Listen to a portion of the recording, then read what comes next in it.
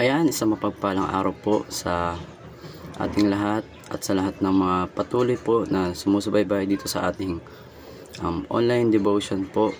Araw-araw po yan. Hoping po na ang bawat isa po sa atin ay nasa maayos na kalusugan at may mapayapang puso po. Ayan po, pakilala po muna ako. Ako po si Brother Christopher mula sa CLF Nabotas na naanyayahan po ngayong gabi upang magbahagi po ng aking experiences, testimony at ang salita ng Lord po sa araw po na ito. Kung anong oras nyo man po ito mapapanood, umaga, hapon o gabi, magandang umaga po, tanghali o gabi po sa inyo lahat. Pagpalain po naman tayo lahat ng Lord at ingatan po kung saan man po tayo pumunta o ano man pong ginagawa natin sa mga oras po na ito. So tayo nga po ay nasa ika-45 yugto na po ng ating prayer and fasting. Apat na po araw, 45th na po na season ng ating 40 days prayer and fasting for the nation. At ito nga po ay may again interesting na tema po about the things that I do to step in and to claim the victory over the schemes of the enemy. Ayan, dahil di naman po lingid sa ating kalaman na lahat po tayo, lalo mga Kristiyano, higit lalo ay nakaka-experiences nito at tayo po ay aware na tayo po ay still inaatake pa rin po ng mga schemes or kasinungalingan ng kaaway. So bago pa tayo magsimula, naanyayahan ko po kayong lahat na samahan po ako sa ating pambungod na panalangin. Yes, hallelujah Lord God, we thank you po sa panibagong araw Lord God na pinagkaloob mo po sa aming lahat Lord.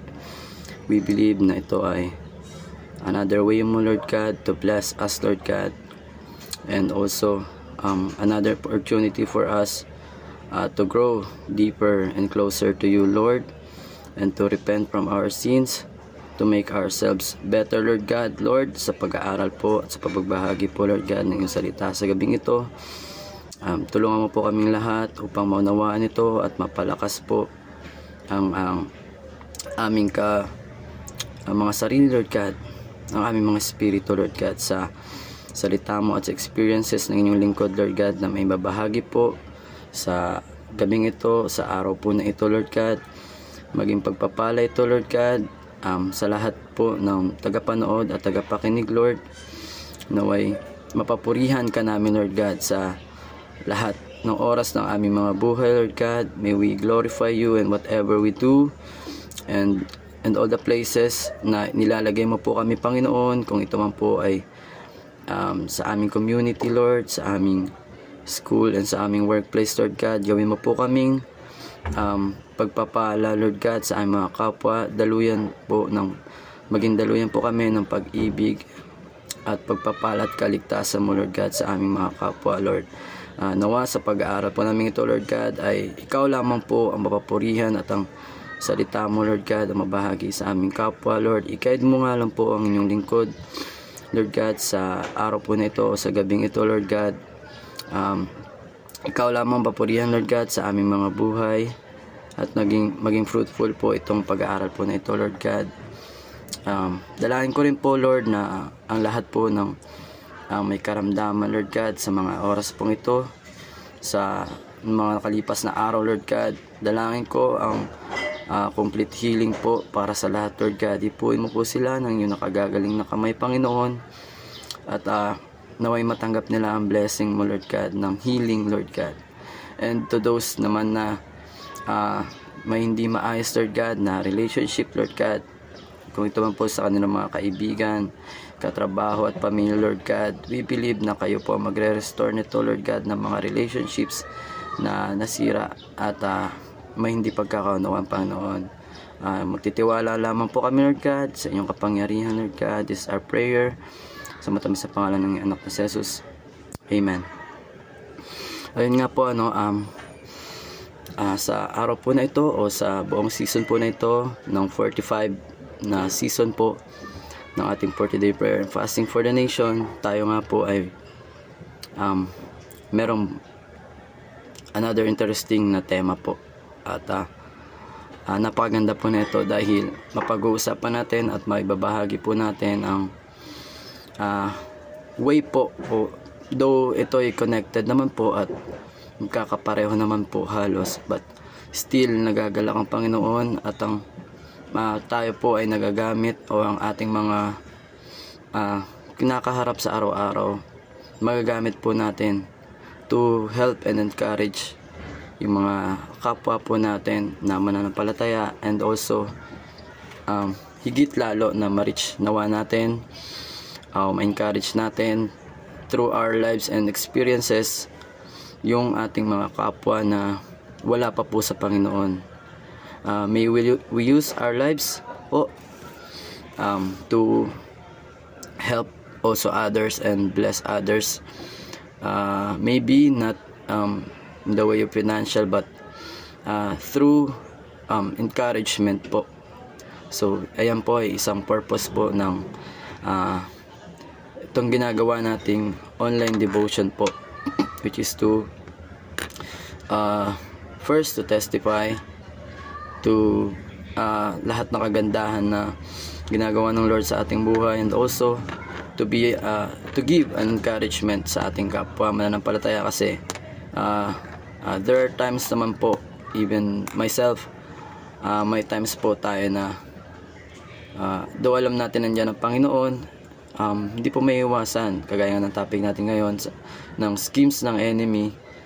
Isa po yun na pinaparanas o pinapasok niya po sa isip natin na tayo nangihina spiritually, but thank God and praise God sa tema po natin ngayon ay marami nawa tayo matutunan at lumakas po ang ating loob. Yan po ang ating spirit through sa pag-aaral natin ngayong gabi. So ngayon po alitin ko lang po yung ating napakagandang tema. What are the things that I do to step into and claim victory over the evil schemes of the enemy? So before po yan, simulan po natin kung ano nga ba yung mga usual na schemes o pandaraya na ginagawa ng enemy o ginagamit ng enemy, not only sa ating mga Christians, but sa buong humanity na po, sa buong creation ng Panginoon. So napakarami po, but here are some lang po ng mga schemes po ng enemy na ginagawa niya po, ipinapasok niya po sa ating mga tao. First na po doon ay ang manipulating people's emotion. Yes, kasi tayo mga tao ay driven pa rin po ng emotion natin. May mga times na tayo ay masaya, malungkot.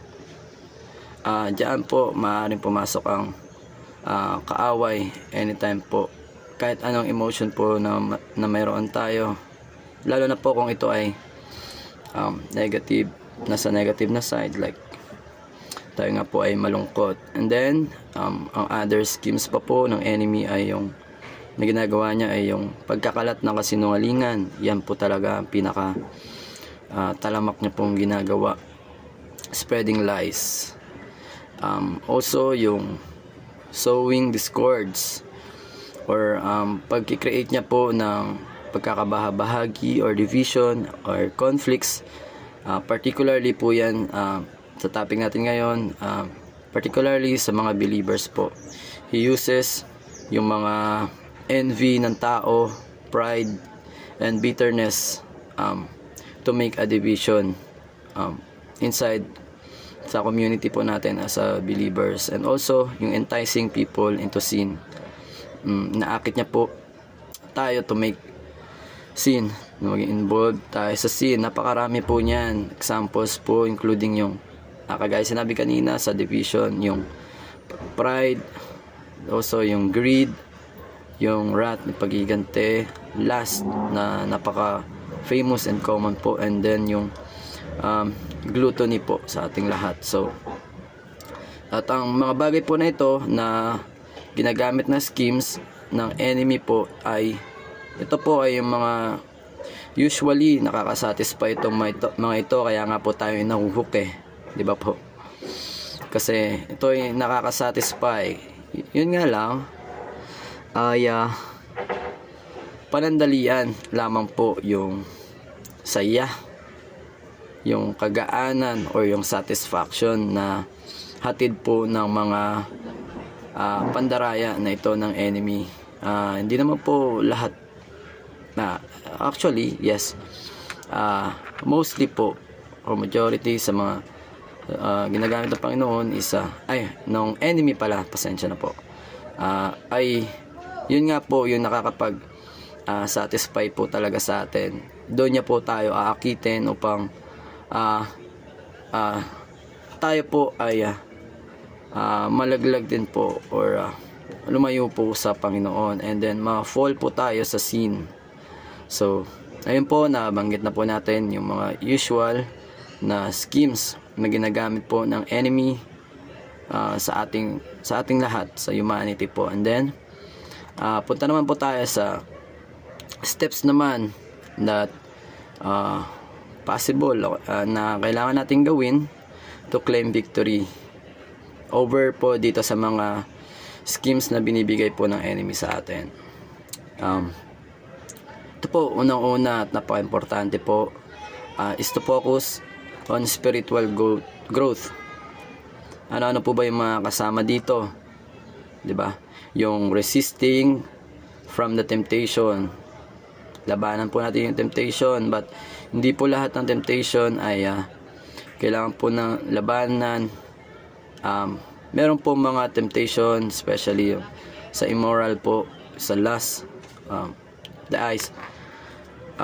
Yun po ay kailangan nating i-flee, takbuhan or takasan, sapagkat nilabanan po natin ngayon, possible po na ma-fall po tayo. Marami pong mga accounts dyan sa Bible na mga great men in the Bible, na nahulog po sila dito, o nabigo or natalo po sila dito sa mga temptation po na ito, sa last po. Kaya ito po, kapag ito po yung binabattle natin, ay kailangan po natin ito takasan o takbuhan, flee. Okay, so next na step po, una is focus on spiritual growth.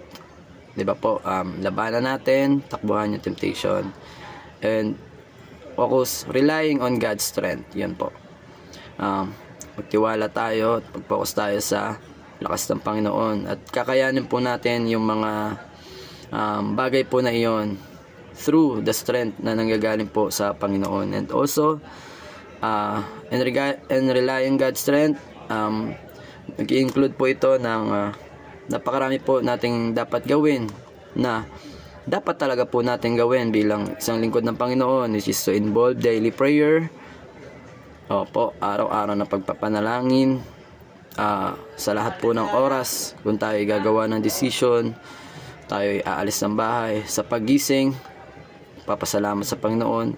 Maganda po na bahagi po ng buhay natin yung prayer. At may times po, me personally ay nakakalimutan or nagkukulang po dito sa prayer time sa Panginoon. And also, kaya kailangan po na be reminded everyone na if we want to be distracted po from the lies of the enemy, so maganda po na mag-focus po tayo sa Panginoon. Isa po itong way, yung pagpe-pray po palagi sa lahat ng oras po, upang tayo ay mapalayo po sa wala na pong time ng enemy upang tayo pasukin po. So, yon ang seeking daily guidance from God's word and actively resisting to the negative thoughts and influences po ng enemy. Kasama po yan sa araw-araw po natin pamumuhay. Yun po yung step na dapat ginagawa natin, yung daily prayer, yung pagsisik ng guidance mula po sa salita ng Panginoon through reading His words. Kasi po, through prayers, madalas naman po ay tayo po ang kumakausap sa Panginoon. We ask of something or anything. We praise Him through our prayers and everything that we do. We worship Him, diba? Sa prayer po natin, included po doon ay ang pag-glorify sa Panginoon. Kaya nagagalak po ang Panginoon dahil through our prayers, napapapurihan po natin siya. And also, we thank Him through our prayers. We ask of anything na doon din po nagagalak ang Panginoon dahil nare-remind po tayong lahat na when we pray and we ask of anything from God, siya po ay napiplease dahil ito po ay nagsisimbolize na tayo mga tao ay naniniwala sa Kanya, na still ina-acknowledge natin sa mga buhay natin na kailangan po natin siya. Kaya po nagagalak po ang Panginoon. Also included sa prayer natin yung pag-a-ask ng forgiveness and act of repentance. Dapat po ay kasama po yun when we pray for forgiveness sa Panginoon. Let's do our part, and also surely Panginoon ay gagawin din po ang kanyang part dahil siya po ay tapat at just ang kanyang salita po ay hindi po nagbabago magpakailan paman. Kaya tayo ay wag din po nawa magbago sa ating buhay at sa ating paglilingkod sa Panginoon. May times na tayo mag-stumble, madadapa, but let us be all reminded na ang Panginoon ay palaging nandyan at tayo kanyang tutulungan. Dito lang po sa mga steps po natin ay kailangan po talaga na tayo ay maging intentional po. Yun ang pinaka-importante dahil araw-araw po tayo ay binibigyan ng pagsubok at yan ay yung mga schemes o dirty tactics ng enemy sa buhay natin, yung mga pagsusubok. And also sa kabila ng pagsubok, tayo naman po ay ginagawang pagpapala po yun ng Panginoon, ginagawang pagpapala po yun ng Panginoon sa buhay natin. Ano na lang po doon kung alin yung pipiliin natin, kung sa pagsubok ba na yun tayo ay malalaglag sa nais gawin ng ni Satan sa buhay natin, na maaari kung tayo ay sinusubok o tinetempt, tayo ba ay susuko or kakagat dun sa pagsubok niya, or tayo ay magpapakatatag at magtitiwala sa lakas at talino na nagmumula sa Panginoon. So yun po ang battle po natin araw-araw. Sa lahat ng oras po ng ating mga buhay, tayo gumagawa ng decisions about sa ating buhay at sa ating kapwa, lalo tigit sa ating ministry. Kaya dalangin ko po and encouragement ko po sa bawat isa na tayo po nawa ay patuloy po na magpalakasan dahil tayo pong lahat ay may kinakaharap na pagsubok po sa bawat oras o sa araw-araw po ng ating mga buhay, lalo na po tayong mga lingkod. Madalas at tayo po ay aware na tayo ay china-challenge lalo ng enemy na ma-fall po into sin, and also na maging negative thinker po tayo sa araw-araw, kasi kasama po ng enemy yung mundo po. Minsan ginagamit niya po yan ang ating mga mahal sa buhay, ating mga kaibigan, boss, teacher o mga klase, or yung mga tinuturuan po natin, mga unders natin na tao, upang tayo po ay ma-fall. Kaya reminder po bilang mga Kristiyano ay maging malapit po tayo lalo sa Panginoon. Isik natin palagi ang kanyang wisdom at ang decisions niya sa mga decisions natin ang magwagi po. At yun nga po, kung through prayers tayo po ang kumakausap sa Panginoon, ang vice versa naman po nun, kapag nais natin ng Panginoon, ang wisdom ng Panginoon ang kumausap sa atin, ay kailangan po maging malapit po tayo and bounded po tayo sa salita ng Panginoon, to reading His words sa Bible po. So, ito po yung mga usual na verse. Ito po ang kailanganin nating mga verse na possible na makatulong po sa atin, at surely makakatulong po talaga sa atin na kapag tayo'y nais natin magtagumpay sa ating buhay, lalo na sa mga temptation po ng enemy, maaari po natin gamitin yung verse na sinabi po sa Isaiah chapter 54 verse 17, yung sa part lang po ng B, si mahaba po. Ang mga lingkod ko ay aking pagtatanggol at sila bibigyan ng pagtatagumpay. Ito ang sinabi ni Yahweh. Ayan po na tayo naman po ay nasa araw-araw na battle po through the schemes of the enemy, kung tayo po ay malayo sa Panginoon lalo tigit. Di ba po? Tayo ay na-challenge kung tayo dinidesire natin sa puso natin na mapalapit sa Panginoon. Tayo rin po ay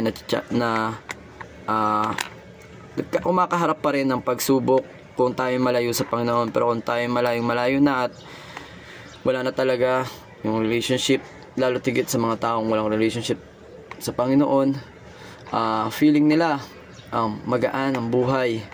Di ba po, may mga ganon. Kasi hindi po sila inaatake ng kaaway kasi nasa kanya na po sila eh. Diba po, yung mga temptation lalo. Akala nila yung pagpapala na natatanggap nila is purely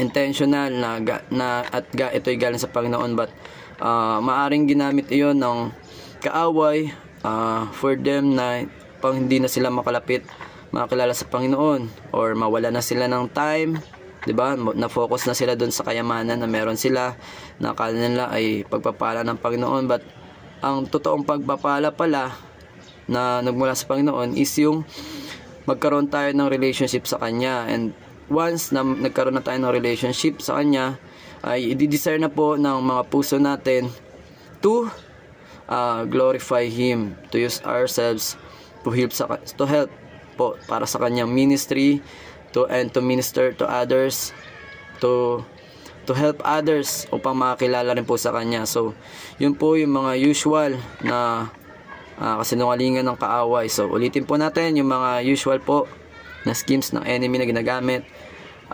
Yung spreading lies, napakarami po niyan. And enticing people into sin, dahil siya po in the history, even before yung creation ng earth, ay doon po sa heaven pa lang ay nagkaroon na po ng pagka-fall po into sin. Siya nga po through pride po and greed. Yun po yung mga usual talaga na nagkakos ng for us to sin. Yung pride, kaya iwasan po natin yon. Yung greed, yung wrath, galit, yung lust, lalo tigit, and yung gluttony po. Yan po yung mga usual na ginagamit po ng enemy sa atin. So, ang pinaka-effective na way na dapat po natin gawin is to focus on our spiritual growth. Araw-araw po yan. Bakit po? Kasi once na tayo po ay nakafocus na po sa pag-growth po natin spiritually, ano po ba yung mga included doon kung nais natin mag-grow spiritually sa Panginoon? Kasama po dyan yung ating pagdi-devotion, yung daily prayer or hourly prayer, yung seeking guidance from God's Word. Lagi po tayo nagbabasa ng Bible, hindi lamang po isang verse, through our devotion. Mas higit po, dapat marami tayong pag-aralan upang wala na po tayong time na makapag-isip-isip na worldly things or negative things.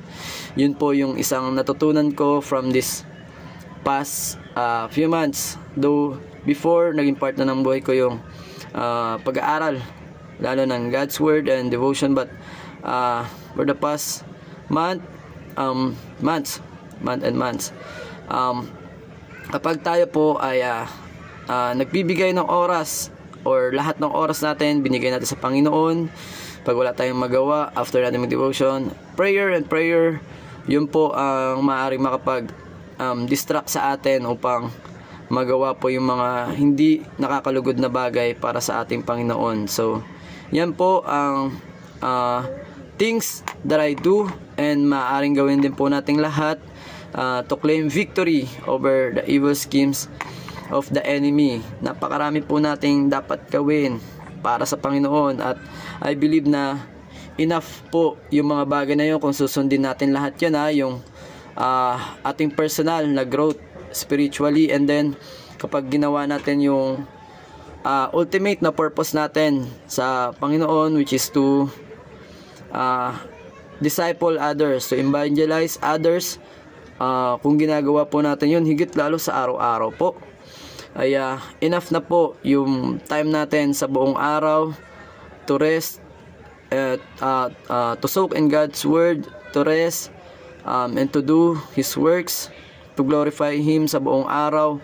I think and surely enough na po yun upang ma-distract po tayo sa maaring gawin sa atin ng enemy. May iwasan po natin yun when we seek God and we focus on God whole of our lives and the whole day and whole days and weeks and months. So ganun po, kapag kinip natin na busy ang ating sarili para sa Panginoon, ay I believe mas magiging lesser po yung time na maaari tayong pagsinungalingan ng kaaway and napasakitan ng kaaway and yung kapwa natin.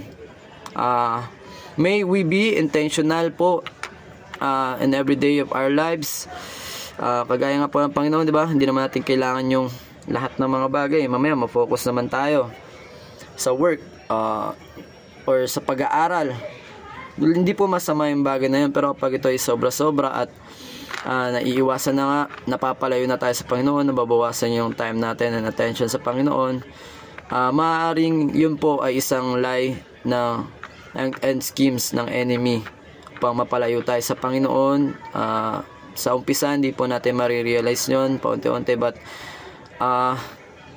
kung ito'y po ay magpatuloy at lumala at sumobra po, ito na pa nga po ay hindi na po nakakalugod sa Panginoon, and kasalanan na rin po ito kung may tuturing. Kaya let us all be reminded na dapat po nating isik ang Panginoon sa buong buhay po natin. May we fulfill our ultimate purpose as His creation, is to glorify Him, to seek Him, and also to do His works, and to do our part, not only for ourselves.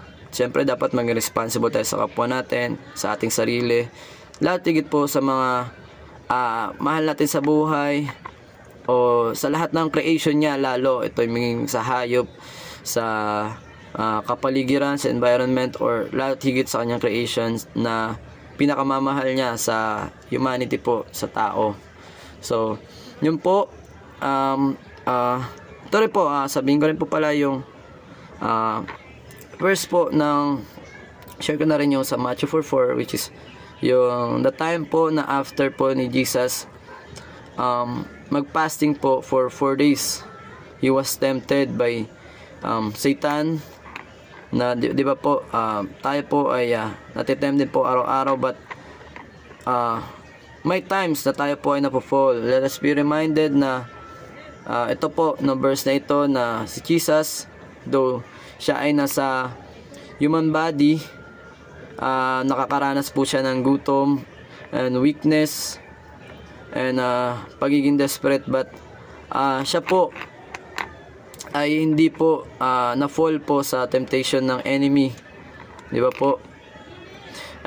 Let us be reminded na tayo man po, usually lang naman ang pagtetempt sa atin ng kaaway ay mga simple lang po compared sa naging temptation po ng Panginoon. Napakaraming bagay siya actually na tinempe, but still dahil siya ay nasa Ama, nakafocus sa Ama, napagtagumpayan niya po ang lahat ng mga bagay na ito. So yun po, naway tayo pong lahat ay maraming natutunan sa araw po na ito ng ating devotion.